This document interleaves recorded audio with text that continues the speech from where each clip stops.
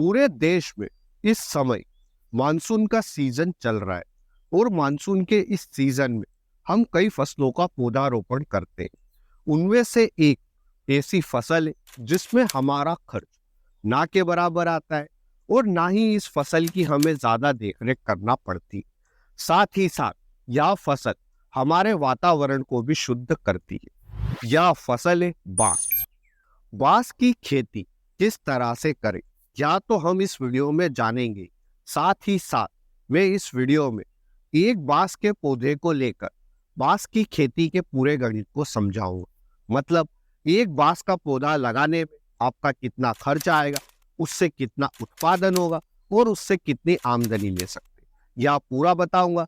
ताकि आप अगर बांस की खेती का सोच रहे हैं तो आप जितने भी पौधे लगा रहे हैं, आपको सिर्फ हमारे जो एक बांस के पौधे में जितनी लागत आई है उसमें उतने पौधों का गुणा करना है। उदाहरण के लिए अगर आप 50 पौधे लगाने का सोच रहे हैं तो हमारा एक बांस के पौधे में जितना खर्च आया तो उसमें 50 का गुणा कर दे। उत्पादन देखना है तो हमारा एक बांस के पौधे से जितना उत्पादन हुआ उसमें 50 का गुणा करके 50 बांस के पौधों से जितना उत्पादन होगा वह आ जाएगा। इसी तरह से आमदनी भी आ जाएगी। और अगर कुछ किसान भाई बांस की खेती बड़े पैमाने पर करने का सोच रहे तो उन्हें भी सिर्फ जो भी हमारे एक बांस के पौधे में जितनी लागत आई है और वे जितने पौधे लगा रहे उतने का गुणा करना है। फिर वे 20 पौधे हो, 50 पौधे हो या फिर 100 या फिर 200 पौधे ही क्यों ना हो, आपको सिर्फ हमारे एक बांस के पौधे में जितना खर्च, उत्पादन और आमदनी आई है उसमें आपने जितने पौधे लगाए उसका सिंपल गुणा करना है। इसलिए इस वीडियो को ध्यान से जरूर देखें। बांस की खेती किस तरह से करें पहले वह समझते हैं, हमें कौन कौन सी बातों का ध्यान रखना है, फिर हम एक बांस के पौधे का गणित समझेंगे। तो बांस की खेती करने के लिए सबसे पहले हमें उन्नत किस्म का चुनाव करना है। उस किस्म का चुनाव करना है जिसकी मार्केट में व्यवसायिक डिमांड अच्छी हो। वैसे तो बांस की 136 से भी ज्यादा प्रजातियां हैं, पर जिन 3 किस्मों को व्यवसायिक तौर पर बोया जाता है वे कुछ इस प्रकार से: बम्बूसा बाल्कोवा, बम्बूसा बम्बूस और बम्बूसा टुल्डा। मार्केट में सबसे ज्यादा डिमांड बम्बूसा बाल्कोवा व बम्बूसा टुल्डा की है, तो आप इन 2 वेराइटियों में से किसी भी एक या फिर दोनों का चुनाव कर सकते हैं। वेराइटी के चुनाव के बाद में बात आती है कि बांस के पौधे कहाँ से ले। बांस के पौधे हम 4 तरह से उगा सकते हैं। पहला हमारा बीज के माध्यम से, जिसमें हमें सबसे ज्यादा समय लगता है। दूसरा आता है कि हम इसकी कलम काटकर जो भी तना रहता है उससे बनाए, इसमें भी हमें पौधे बनाने में काफी ज्यादा समय जाता है। तीसरा हमारा आता है टिश्यू कल्चर लैब से, हम सीधा बांस के पौधे खरीद ले। और चौथा हमारा आता है राइजोबियम कल्चर के माध्यम से। सबसे अच्छा रहेगा कि आप टिश्यू कल्चर लैब से बांस के पौधे खरीद लें। अब हम एक बांस के पौधे में हमारा कितना खर्च आता है वह निकाल लेते हैं। बांस का एक पौधा टिश्यू कल्चर लैब में 25 रुपए के आसपास का मिलता है। पहले साल हमारा जैविक खाद का एक पौधे पर खर्च 25 रुपए के आसपास आएगा व रासायनिक खाद का हमारा खर्च एक पौधे पर 50 रुपए के आसपास आएगा।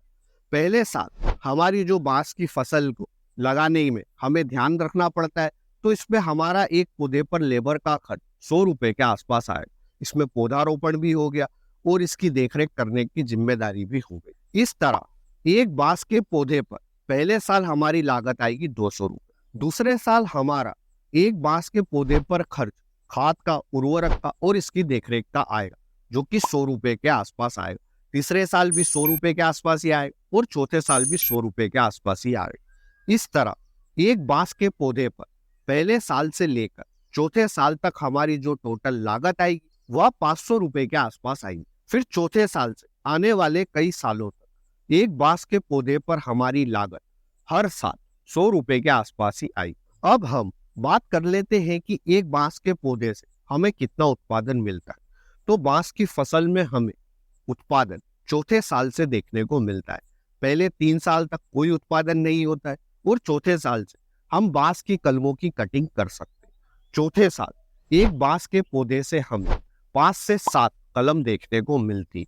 हम 5 कलम लेते हैं। 5वें साल एक बांस के पौधे से हमें 7 से 8 कलम देखने को मिलती है। हम 7 कलम लेते हैं। फिर छठे साल एक बांस के पौधे से हमें 8 से 10 कलम के आसपास मिलती है। हम 8 कलम लेते हैं। यानी कि चौथे साल एक बांस के पौधे से हमें 5 कलम मिली, 5वें साल एक बांस के पौधे से 7 कलम मिली और छठे साल एक बांस के पौधे से हमें 8 कलम देखने को मिलती।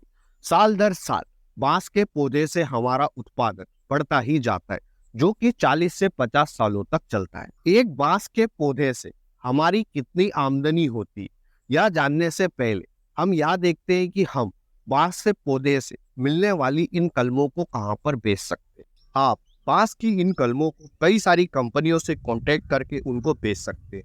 इन्हीं में से एक कंपनी है आर्टिसन एग्रोटेक प्राइवेट लिमिटेड, जो कि मध्य प्रदेश के देवास शहर में स्थित है। आप इस कंपनी से कांटेक्ट करके अपनी बांस की कलमों को बेच सकते हैं या आपसे बांस की इन कलमों को खरीदेगी। इस कंपनी की डिटेल और इसके एफबी पेज की डिटेल मैं डिस्क्रिप्शन में डाल दूंगा। साथ ही इस कंपनी के कॉन्टैक्ट नंबर भी मैं आपको डिस्क्रिप्शन में डाल दूंगा। आप डिस्क्रिप्शन में जाकर क्लिक करके देख सकते हैं कि इस कंपनी की डिटेल क्या है। इसके अलावा मैं 2 और कंपनी की डिटेल डालूंगा, वह उनके नंबर भी डालूंगा। आप उनसे भी कॉन्टेक्ट करके अपनी बांस की फसल से होने वाले उत्पादन को बेच सकते हैं। यह कंपनियां बांस की कॉन्ट्रैक्ट फार्मिंग भी करती है, जो या बाईबैक एग्रीमेंट भी लेती है। तो आप कॉन्ट्रैक्ट फार्मिंग के जरिए भी बांस की खेती कर सकते। अब हम बात कर लेते हैं आमदनी की, कि एक बांस के पौधे से हमारी कितनी आमदनी होगी। तो चौथे साल एक बांस के पौधे से हमें 5 कलम देखने को मिली थी और एक कलम अगर 50 रुपए के आसपास भी जाती है तो हमारी चौथे साल एक बांस के पौधे से जो आमदनी होगी वह 250 रुपए के आसपास रहेगी। 5वें साल हमें 7 कलम देखने को मिली और एक कलम हमने 50 रुपए की ली, तो 5वें साल एक बांस के पौधे से हमारी आमदनी 350 रुपए के आसपास होगी और छठे साल एक बांस के पौधे से हमें 8 कलम मिली, तो हमारी आमदनी होगी 400 रुपए के आसपास। इस तरह एक बांस के पौधे से साल दर साल हमारी आमदनी बढ़ती ही जाएगी। अब हम समझते हैं कि प्रॉफिट किस तरह से निकालेंगे। तो देखिए, अगर हमारी बांस की फसल में पहले 4 सालों की लागत आई थी 500 रुपए और चौथे साल हमें जो आमदनी हुई थी वह 250 रुपए हुई थी, यानी कि अभी हमें 250 रुपए का घाटा है। 5वें साल हमारी आमदनी हुई थी 350 रुपए और लागत आई थी 100 रुपए। इस तरह से 250 रुपए का प्रॉफिट हुआ। और छठे साल हमारी जो एक बांस के पौधे में लागत आई थी वह 100 रुपए आई थी और आमदनी 400 रुपए आई। इस तरह से छठे साल 300 रुपए का प्रॉफिट देखने को मिलेगा। साल दर साल एक बांस के पौधे से आपका जो प्रॉफिट रहेगा वह बढ़ता ही जाएगा, क्योंकि लागत तो 100 रुपए के आसपास ही आएगी पर आमदनी ज्यादा होने लगेगी क्योंकि उत्पादन भी ज्यादा होगा।